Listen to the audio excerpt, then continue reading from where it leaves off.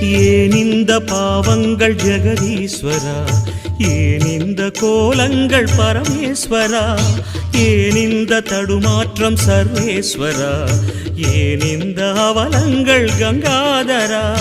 மூன்றாவதாம் உன் கண்ணையே நீர் திறப்பீர் உலகுயவே. ஆதி அறியாமலே வாழ்ந்து வரும் வாழ்விலே ஆசைகளின் ஆட்டமே பாரு. வாழ்க்கையில் சாவியும் ஆழியில் வீழ்ந்ததே, வழி என்பதென்ன இனி கூறு. கைலையில் தாண்டவம் ஆடியது போதுமே, பூமியில் நீ